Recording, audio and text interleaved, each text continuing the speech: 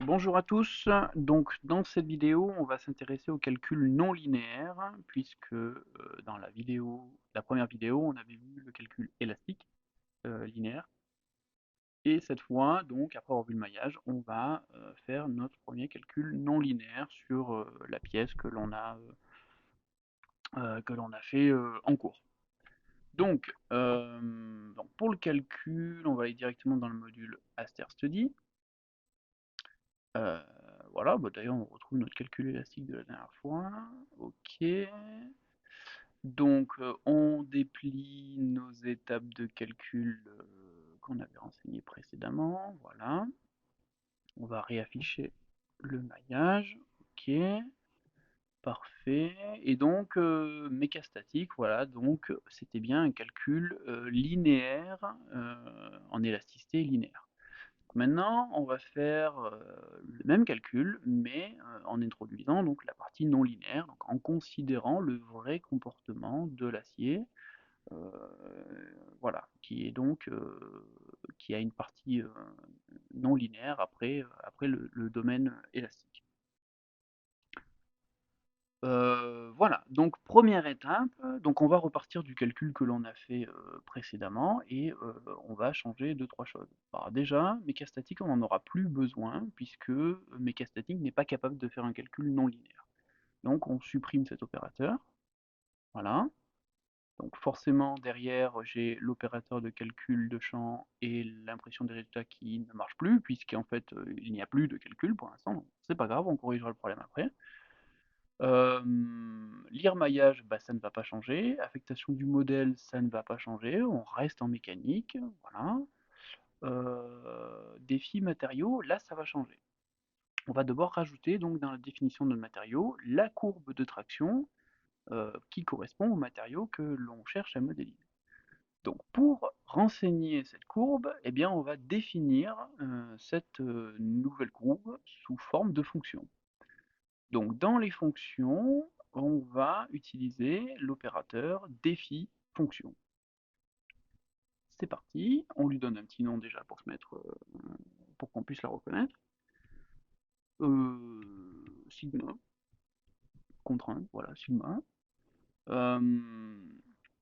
Paramètre important, c'est donc lui donner les paramètres justement de la fonction, donc l'abscisse, à quoi correspond l'abscisse de cette fonction.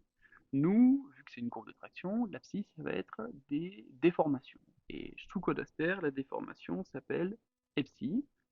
Donc on peut directement l'écrire au clavier ou la chercher dans la liste. Epsi. Et on va écrire les valeurs de cette courbe de traction.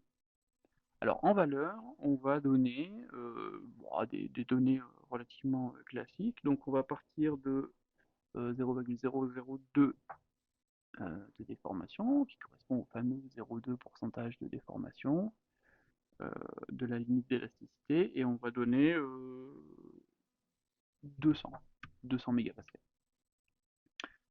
On rajoute une ligne, on va lui donner, alors là c'est complètement pile, 0,0, il manque un 0, 0,6, 6%, voilà, jusqu'à 6%, et on va aller jusqu'à 400 mégapascales. Donc je rappelle que pour les mégapascales, étant donné qu'on a dit que notre maillage était en millimètres, donc mes unités équivalentes à des pascales sont exprimées en mégapascales. Alors là on voit qu'il y a une petite erreur, parce que mon point numéro 1 commence à 0,06 et le point numéro 2 est plus petit. Il faut que notre fonction ait des abscisses croissantes, sinon ça ne marche pas. Et donc là on va lui dire descends-moi la ligne, voilà, donc il m'a inversé les deux points, c'est parfait. Et on peut même lui demander de tracer la fonction. Bon, bah là, étant donné qu'il n'y a que deux points, c'est relativement facile. Alors pourquoi deux points? Pourquoi je ne commence pas à 0? En réalité, l'algorithme va considérer que le premier point de cette fonction correspondra à ma limite d'élasticité.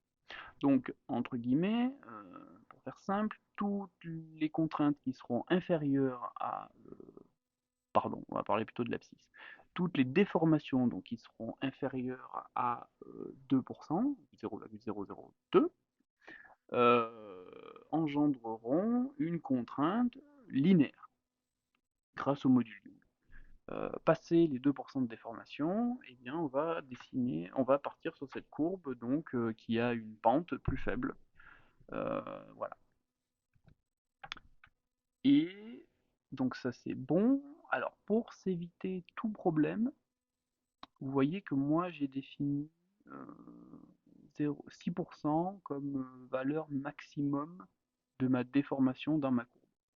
Admettons que dans mon calcul, la déformation dépasse les 6%, étant donné que je ne l'ai pas défini dans ma courbe de traction, le code va s'arrêter en erreur fatale disant que eh bien, je ne sais pas calculer la contrainte, puisque votre courbe de traction s'arrête à 6% et que moi là je suis en phase de déformation qui dépasse les 6%.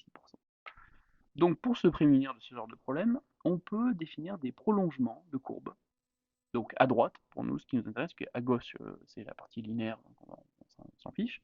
À droite, on peut lui dire de l'exclure, ce qui est le comportement par défaut. Dans ce cas-là, si les déformations dépassent les 6%, eh bien le calcul va s'arrêter.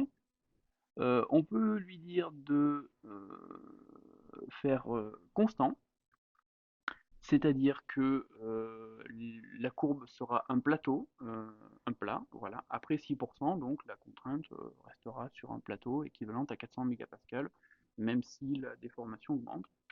Ou alors, on peut lui dire de linéaire, ça veut dire de conserver la même pente que la tangente au bout de ma courbe. Bon, étant donné que là on a fait une courbe avec 2 points, bah, la tangente du dernier point sera égale en fait à la pente de ma courbe. Donc on peut lui dire de conserver la même pente au-delà des 6%. Bon, c'est ce qu'on va faire ici. Voilà, donc ma courbe est pleinement définie. Ok, donc défi fonction, sigma, il est là, il est en bleu, donc tout va bien. Donc on a dit qu'il fallait le rajouter dans défi matériaux pour indiquer donc que, parce que préalablement on avait indiqué que uniquement des paramètres élastiques. Le module du de coefficient de Poisson, ça on en a toujours besoin, donc on les laisse. Ok. Voilà, je voudrais revenir voilà, à tout. Donc là, on a la liste de toutes les lois de comportement d'un Codester. Donc un peu compliqué. Nous, on sait qu'on veut faire de la traction. Donc on peut écrire traction. Voilà.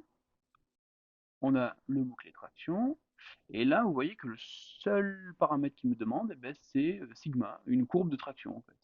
Voilà. Donc bah, vu qu'il n'y en a qu'une, pour l'instant, il me propose automatiquement de sélectionner ma courbe, ma fonction sigma. Parfait, c'est pile poil ce qu'il me faut. Donc j'ai défini ma courbe. C'est super. Maintenant, on a dit que pour faire un calcul non linéaire, il fallait avoir une discrétisation temporelle de notre calcul. Eh bien, bon, pour faire cela, pour faire la discrétisation temporelle, on va faire une liste de réels. Défi liste réelle. Donc celle-là, on va l'appeler L-inst pour liste d'instants. Je pourrais même faire un petit underscore, voilà, entre L-inst. Alors, qu'est-ce qu'on lui définit? On va lui donner un début. Donc, bah, début à l'instant 0, ça paraît logique. Et ensuite, on va lui donner des intervalles. Donc l'intervalle, alors là, vu que c'est un calcul vraiment simple, on va dire que on va faire 10 instants de calcul par exemple. Donc on va lui dire, ben, va jusqu'à l'instant numéro 10 et tu vas me faire 10 pas. Voilà. Ça veut dire que là, vu qu'on fait 10 pas pour aller à l'instant numéro 10, il va me faire des pas de 1. Donc à l'instant 1, il va donc me faire l'instant 1, 2, 3, 4, 5, 6, 7, 8, 9, 10. Si j'avais écrit 100 ici, avec un nombre de pas égal à 10, j'aurais eu les instants 0, 10, 20, 30, 40, 50, 60, 70, 80, 90 et 100. Voilà. Bon, nous ici, ça n'a pas vraiment d'intérêt, donc on va rester à 10. Euh, voilà. Euh, liste d'instants, voilà, on a tout. Et donc ça, c'est pour définir les instants de mon calcul. Mais ce qu'il nous reste à faire maintenant, c'est à définir comment notre chargement va évoluer dans le temps. Donc pour cela, donc le chargement d'encastrement qu'on avait défini avant, si j'agrandis un peu, bah, lui, l'encastrement, il ne va pas évoluer au cours du temps. L'encastrement sera toujours de l'encastrement. À tous les instants de calcul, on va toujours bloquer les degrés de nœud d'en bas, degrés de liberté, dx, dy, dz égale à 0. Bon, ça change pas.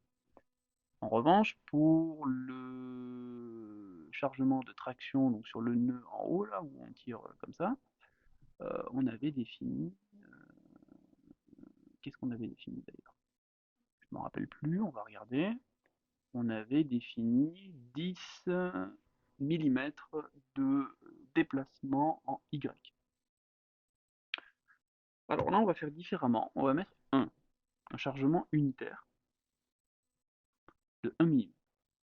Et en fait, c'est ce chargement que l'on va venir multiplier par une fonction pour obtenir le chargement final. Alors, eh ben, on va refaire une fonction, donc défi fonction. Celle-là, pardon, je vais l'appeler rampe pour mon rampe de chargement. Donc cette fois, le paramètre de cette fonction, ça va être les instants de calcul, temps. Donc instant, et pour valeur, je vais lui donner facilement à l'instant 0, tu voudras 0. Ça veut dire qu'à l'instant 0, donc le chargement va être multiplié par 0, donc pas de chargement. Et si on rajoute une ligne, ah mais c'est parce que je me trompe de bouton à chaque fois, ok.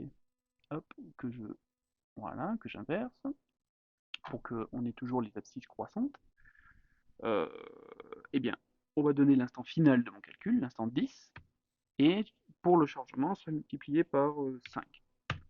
Ça veut dire qu'à l'instant 10, on appliquera un déplacement de 5 fois 1 mm, qui est la valeur de notre déplacement, donc on aura 5 mm de déplacement. Voilà. Bon, c'est des valeurs un peu au pif là que je donne, mais 5 mm, notre pièce qui fait 150 de long, voilà, on devrait arriver dans le domaine plastique. Donc voilà, donc ça c'est bon. Voilà, donc on a créé notre courbe de traction, on a défini notre discrétisation temporelle et on a défini également la façon dont le chargement va évoluer au cours du temps. Eh bien, il ne reste plus qu'à donner donc le solver. Donc dans analyse, là où au début on avait choisi dans la mécanique mécastatique, ça c'était dans le calcul linéaire, élastique linéaire, bien cette fois on va aller juste en dessous, stat non linéaire, pour faire de la statique non linéaire. Voilà, donc là on voit déjà qu'il y a beaucoup plus de paramètres que dans le solver linéaire, mais on va s'en sortir. Donc les paramètres de base, le modèle obligatoire, vu qu'on n'en a qu'un, c'est facile. Champ matériaux, c'est pareil, on n'a qu'un seul champ matériaux, donc il est automatiquement rempli. Incrément, voilà, ça c'est un nouveau mot-clé qu'on n'avait pas avant. Incrément, donc c'est ma liste d'instants pour définir la discrétisation temporelle de mon calcul. Donc c'est là où on retrouve automatiquement ma liste de réels, Linst, puisque c'est la seule qui a été définie. Ok, résultat, on n'en a pas besoin, KLM, on n'en a pas besoin, mais nous, on veut définir des chargements. Donc les chargements, j'en rajoute un. Donc l'encastrement, voilà. Donc ça, c'est mon chargement d'encastrement qui, lui, n'évolue pas au cours du temps. Et je rajoute un deuxième chargement qui est donc mon deuxième chargement, load, ou track, voilà, track. Et alors ce chargement, lui, on a dit qu'il évoluait au cours du temps. Donc il faut lui associer une fonction multiplicatrice de ce chargement. Et là, il m'en propose deux, puisque j'ai défini deux fonctions dans mon calcul. On ne va pas lui donner sigma, puisque ça correspond à la courbe de traction, donc qui a pour paramètre une déformation, donc ça ne va pas marcher.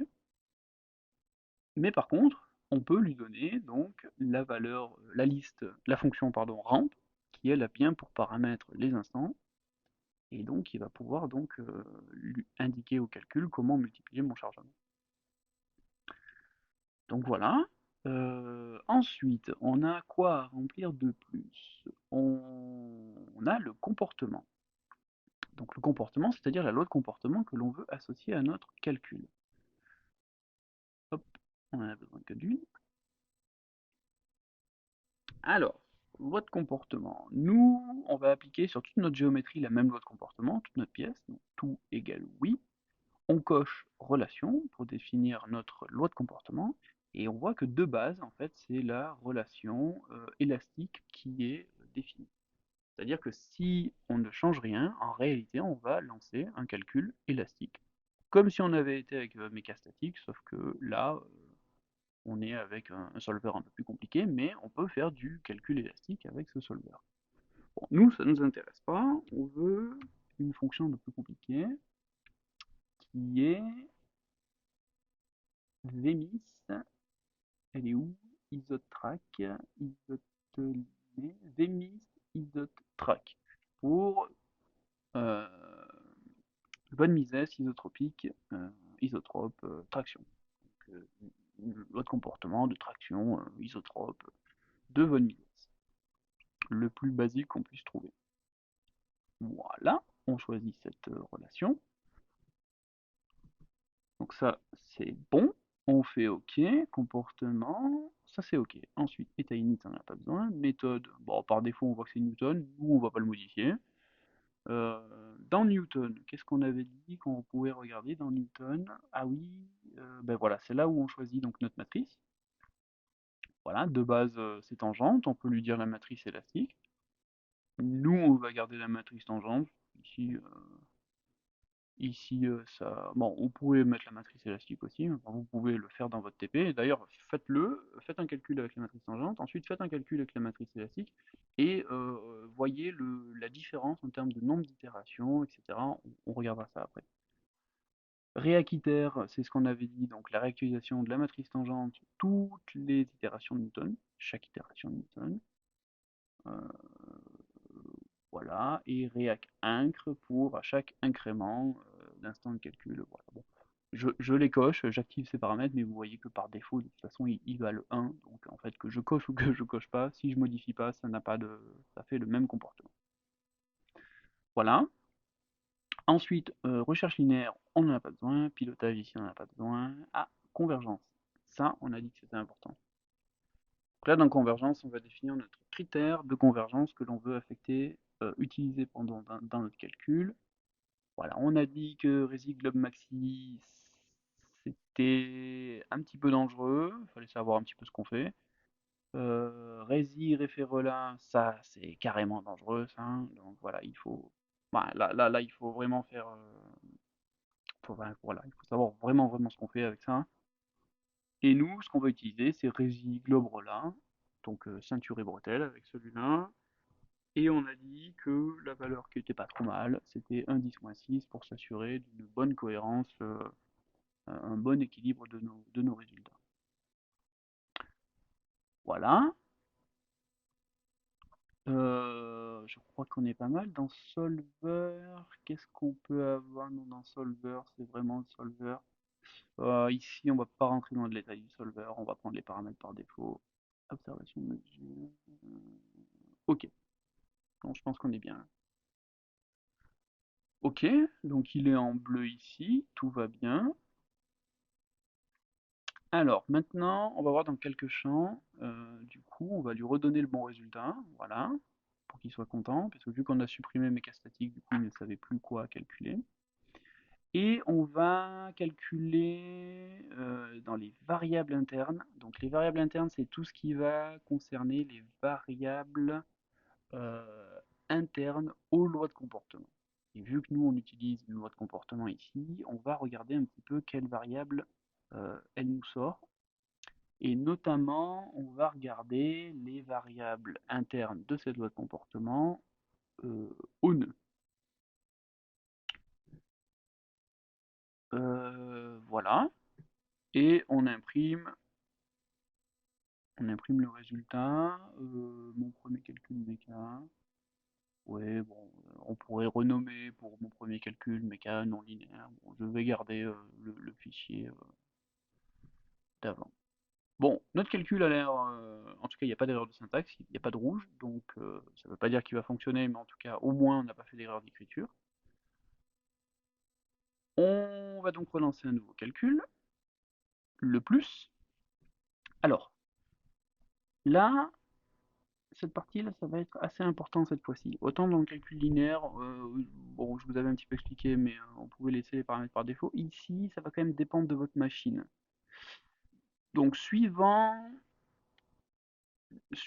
le calcul que vous allez faire, suivant la complexité de ce calcul, suivant le nombre d'instants, le nombre de degrés de liberté à résoudre de votre système, si votre maillage est plus ou moins conséquent ou autre, il se peut que vous n'ayez pas assez d'espace mémoire vive alloué au calcul pour qu'il puisse continuer. Si vous avez une erreur de type, je ne sais pas comment ça peut s'appeler, memory limit ou ouais, enfin un problème de mémoire, c'est ici qu'il va falloir changer. Par défaut, on octroie 1 giga de RAM à notre calcul. Bon, là, vu que la pièce est relativement petite, normalement, même si vous avez un maillage relativement fin, il ne devrait pas y avoir de problème là-dessus. En revanche, sur le deuxième paramètre en dessous, c'est le temps du calcul autorisé. Là, par défaut, c'est 15 minutes. Si votre machine est un petit peu lente et que, encore une fois, vous faites un calcul un peu trop compliqué, et peut-être que le calcul va dépasser les 15 minutes. Si ça dépasse les 15 minutes, le calcul sera stoppé par une erreur en disant que vous avez dépassé le temps de calcul autorisé. Le calcul s'arrêtera. Ça, c'est une protection contre les erreurs dans les calculs. Vous pouvez introduire, je ne sais pas moi, votre résidu par exemple oscille entre la solution, le calcul n'arrive pas à converger, bref, une boucle infinie en Python, bref, votre calcul qui s'éternise pour une raison qui n'est pas normale, eh bien ce paramètre permet de stopper le calcul en cas de dépassement anormal du temps que vous aurez défini. Donc là, c'est à vous de définir le temps qui vous paraît suspect pour votre calcul. Moi ici, ma machine devrait supporter 15 minutes, donc on va laisser 15 minutes. Le serveur, on n'y touche pas, c'est localhost, ici, voilà, on n'a pas accès à des clusters de calcul, donc c'est la machine qui va réfléchir. Et la version, eh bien on va garder la version stable, voilà, ça n'a pas vraiment d'importance. Et on va lancer notre calcul.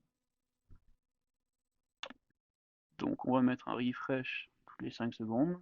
J'imagine que ça va être assez rapide.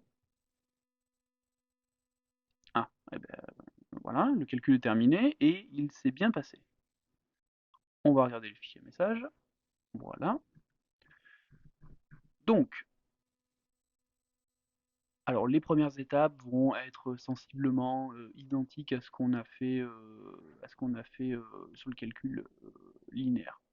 Maintenant, quand on regarde l'étape de calcul, ici on a bien stat non linéaire et il nous récapitule un peu tous les paramètres que l'on a donnés ou qui sont pris par défaut pour le solver non linéaire. Voilà. Maintenant, on a un truc un petit peu différent ici.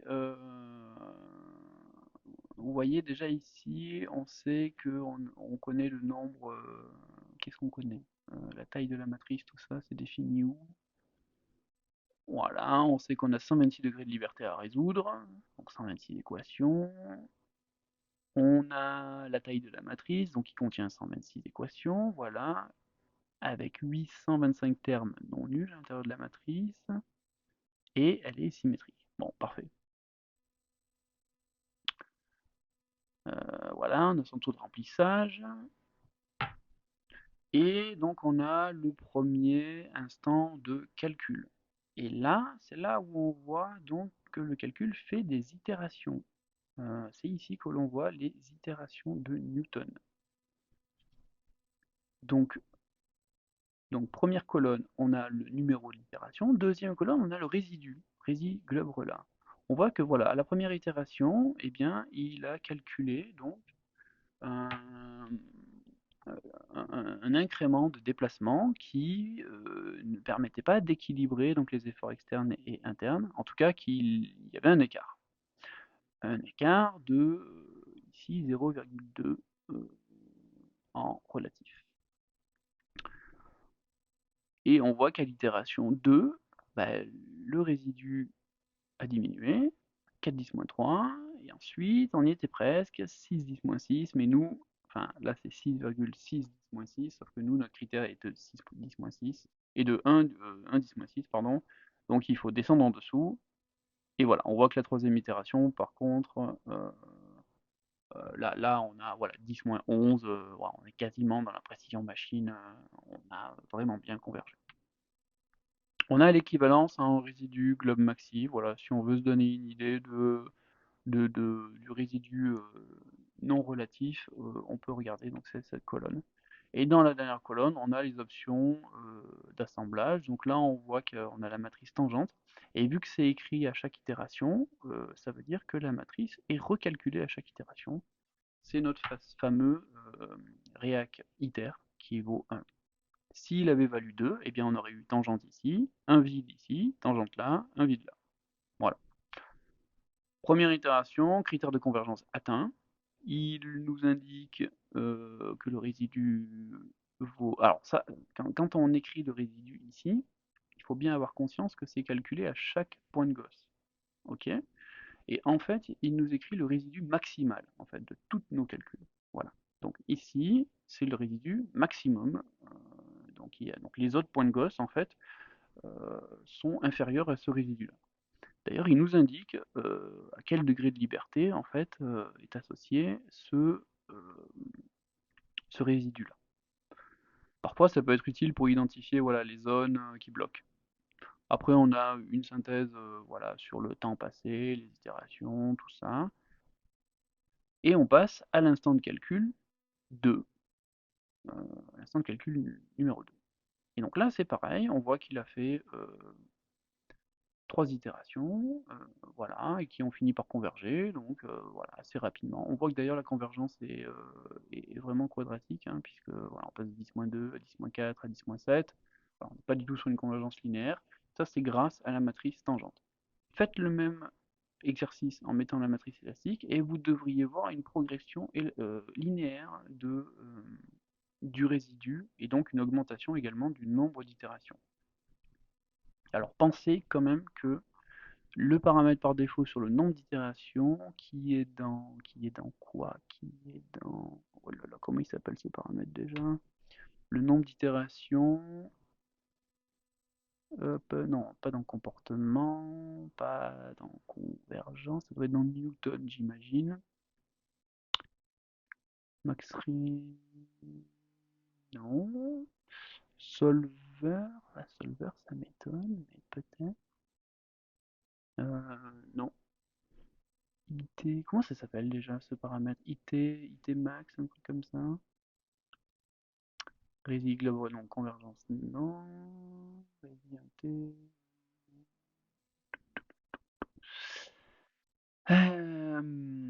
Bon, je sais pas où il est. Ah, iter inté max. C'est ça, c'est en comportement. Voilà. Donc là, itération d'intégration, voilà le comportement. Ça, c'est pour la loi de comportement.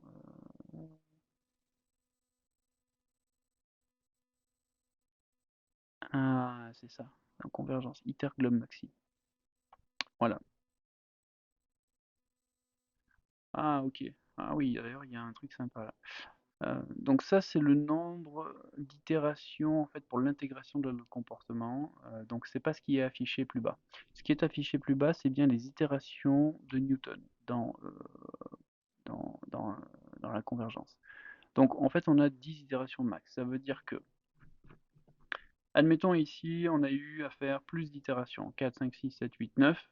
Il aurait dit stop, on arrête, critère de convergence non atteint. Et donc il aurait découpé le pas de temps, c'est-à-dire qu'au lieu d'aller calculer au pas 1, on aurait pu lui dire bah, découpe automatiquement le pas pour aller calculer à 0,5 par exemple, ou 0,2, et voir si tu passes mieux. Bon là, vu qu'on l'a pas défini, en fait le calcul va planter, puisqu'on n'a pas défini en fait de découpe automatique du pas de temps. Donc si votre calcul plante parce que vous avez dépassé les nombres d'itérations, et bien dans convergence, vous pouvez augmenter le nombre d'itérations maximal. On voit qu'il y a un autre paramètre ici qui s'appelle iter_globe_hélas, qui est à peu près identique, mais ça en fait c'est pour les itérations maximales dans le cadre de l'utilisation d'une matrice élastique. Donc si vous utilisez la matrice tangente, c'est ce paramètre-là, si vous utilisez la matrice élastique, c'est ce nombre d'itérations-là qui sera considéré. Et vous voyez que par défaut, il est 2,5 fois plus grand que la tangente pour permettre justement d'atteindre le critère de convergence, puisque la matrice élastique est plus lente que la matrice tangente. Voilà, donc bon, bah, apparemment le calcul s'est bien passé, et on voit que voilà, à la fin, bah, ils convergent même très bien, 7, 8, 9, 10, voilà. Et donc, voilà, le calcul s'est terminé. Maintenant, on va aller voir un petit peu les résultats. Donc, voilà, le fichier de résultats, c'est celui-là. Donc, j'aurais dû changer le nom, mais je n'ai pas changé. Ouais, et dans post-process, comme pour le calcul élastique, bon, bah, le champ de déplacement, ça on l'avait vu la dernière fois, hein, le champ de déplacement en DY, voilà, en DY, eh bien, on voit qu'il vaut 0. Ah, bah, c'est dommage, parce qu'on a appliqué quand même un chargement. Ça ne devrait pas valoir 0. Surtout qu'on a vu également des itérations de Newton dans le calcul, donc on sait que quand même il y a eu une recherche de solutions non linéaires. Donc on ne peut pas avoir un chargement linéaire. En fait, il y a un petit piège qu'il faut regarder, c'est que si vous voyez ici, donc tout en haut à droite, on est à l'instant 0. Donc, à l'instant 0, eh bien, c'est ce qu'on avait défini. À l'instant 0, on n'a pas de chargement. C'est normal. Donc, c'est ici, avec ces flèches-là, qu'il faut naviguer au cours des instants de calcul. Voilà. Là, on voit qu'à droite, je suis à l'instant 1. Bah là, du coup, cette fois, on voit qu'il y a eu du déplacement. Et si on augmente, instant 2, 3, voilà, on voit que notre chargement augmente jusqu'à l'instant 10, qui est l'instant maximal, où on retrouve bien nos 5 mm de déplacement selon Y. On retrouve bien nos conditions limites, donc c'est plutôt rassurant. Donc maintenant, on va regarder un petit peu le champ qu'on n'avait pas vu jusqu'à présent, le fameux vari_nœud. Et on voit donc qu'il y a deux composantes, V1, V2. Donc là, donc vari_nœud, je rappelle, hein, c'est les variables internes de la loi de comportement. Donc vu qu'on a utilisé vmis isotrack, on a deux variables internes, V1, V2, et il va falloir consulter la documentation pour savoir à quoi ils correspondent, parce qu'ici on n'a pas leur nom. Ou alors, stat non liné par défaut sort automatiquement vari_elga. Donc l'équivalent de vari_nœud, donc la variable interne de la loi de comportement, mais au point de Gauss. Et on a un champ qui a été rajouté qui est vari_elga underscore n pour dire qu'il a été nommé. Donc ça veut dire qu'à l'intérieur, au lieu d'avoir V1, V2, en fait, on a un nom associé au champ. Donc on a epsi_ec et epsi_pec, pardon, et indiplace. Donc indiplace, c'est un indicateur de plasticité qui vaut soit 0 quand la pièce n'a pas plastifié, soit 1 quand elle a plastifié. Et epsi_px, c'est l'indice, c'est pas un indice, c'est la plasticité cumulée. Voilà, donc là, alors déjà on voit qu'il y a un petit problème là. On voit qu'il y a un petit problème parce que on voit que sur l'indice sur le plasticité cumulée, on a bien, comment dire, on a bien un champ qui n'est pas nul. En revanche, ici, on a 0 sur l'indicateur de plasticité, ce qui n'est pas logique. Donc si on revient un petit peu en arrière sur les... Ah, voilà. Voilà, voilà. Ah, ok, je comprends ce qui se passe. En fait, on a chargé la pièce vraiment violemment. Du coup, on va reprendre de 0. On va reprendre à l'état 0. État 0, donc l'indicateur de plasticité vaut 0 puisqu'on n'a pas de chargement. Instant 1, donc instant 1, donc c'est l'instant 1, donc on applique 1 mm de déplacement sur une pièce. Et en fait, on voit que déjà, on plastifie toute cette zone en rouge. On rappelle, hein, 0, pas de plasticité, 1, plasticité. Enfin, le point de Gauss, ça plastifie. Donc déjà qu'on voit au premier pas de temps, en fait, on a déjà plastifié une grande partie de la pièce. Ok, instant 2 c'est encore pire. Instant 3 voilà. Ok, instant 4 instant 5 instant... Ah, ok. En fait, à l'instant 5 en fait, à l'instant 6 on voit à droite là, on a quasiment plastifié l'entièreté de la pièce, comme si elle était complètement plastifiée. Donc c'est pour ça qu'après, en fait, on se retrouve avec un indicateur égal à 0, parce qu'en fait, il n'y a plus d'évolution en fait, du champ de plastique, on a cassé toute la pièce. En tout cas, on a plastifié toute la pièce. Comment on peut s'en rendre compte? Eh bien, on peut s'en rendre compte en regardant le CFLGA, donc les contraintes de la pièce. On regarde sigma YY à l'instant 10. Et là, on voit qu'effectivement, on a des valeurs qui sont énormes, en fait, puisque on rappelle que c'est des mégapascales hein, ici. Donc en fait, on a quasiment ouais, tous les éléments là, alors c'est les points de Gauss, tous les points de Gauss qui sont au-dessus de 1000. Et on se rappelle que nous, notre limite d'élasticité en contrainte est équivalente à 200 MPa. Donc là, on voit en fait que toute la pièce est bien au-dessus de 200 MPa. Donc on a tout cassé. On a littéralement plastifié toute la pièce. Donc voilà, je vous avais dit, le chargement qu'on a appliqué était complètement fictif. Dans la vraie vie, la pièce serait complètement détruite. Donc ce qu'il faut retenir en revanche, c'est que voilà, soit vari-Elga, soit vari-nœud, permet de voir le champ de plasticité cumulé, donc qui permet de savoir un petit peu dans quelle zone on a plastifié, et l'écart en fait entre deux pas de temps. On voit que, hop, on va reprendre à zéro. Premier pas de temps, on voit qu'on a vraiment plastifié cette zone-là. Et si on regarde l'indicateur de plasticité, euh, alors, on va... Ouais, vous voyez ce que je vous ai dit en cours? L'indicateur de plasticité au point de Gauss, si on le reprend le vari-Elga au point de Gauss, le V2, on voit que c'est un champ. Donc là, on regarde au point de Gauss, donc c'est vraiment ce qui se passe. On voit que c'est un champ qui vaut soit 0, soit 1. Et en fait, il n'existe pas de valeur intermédiaire. C'est un indicateur, hein. Il n'y a rien de physique, c'est juste pour visualisation. Or, si on regarde au nœud, on voit, donc la contrainte V2, l'indicateur de plasticité, on voit que là, tout de suite, c'est plus soit 0, soit 1. Parce que, on voit que les bornes min et max, c'est toujours 0 et 1. Mais voilà, il fait une interpolation, en fait, linéaire, ou pas linéaire d'ailleurs, si, mais ici linéaire, oui, des nœuds. Donc on se retrouve avec des nœuds qui appartiennent à des éléments qui soit valent 0 d'un côté, soit valent 1 de l'autre, et donc il fait une interpolation. C'est pour ça qu'on se retrouve avec, ici, euh, des éléments, on a l'impression qu'ils sont entre 0 et 1. Mais en fait, dans le code, ça n'existe pas. On n'autorise pas des valeurs entre 0 et 1. C'est soit 0, soit 1. Donc c'est ce que je vous disais. Attention euh, aux, aux- aux champs qui font des interpolations, hein. Les champs au nœud, il faut s'en méfier. Donc on va regarder au point Elga ce qui se passe. Donc, on va regarder avec le nommage, ce sera plus simple. Donc, on a l'indicateur de plasticité et on a la plasticité cumulée qui nous permet de voir qu'à l'instant 1, déjà, on a fortement plastifié une grande partie de la pièce. Et on voit qu'à l'instant 2, voilà, on voit l'évolution en fait de la zone plastique qui, euh, qui va, voilà, voilà, qui se propage sur toute la pièce. Voilà.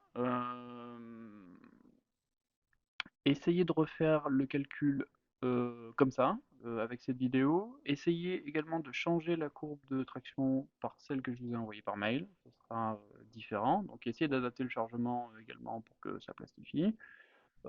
Essayez avec la matrice élastique. Formez-vous à la visualisation pour regarder les champs. Regardez bien que vos conditions limites sont celles auxquelles vous vous attendez. Euh, voilà, et une fois que vous aurez fait tout ça, je pense que vous pourrez aborder sans problème le DM sur la partie non linéaire. Voilà, on va s'arrêter là pour cette fois. On se revoit donc en cours, et en attendant, bon courage pour le DM.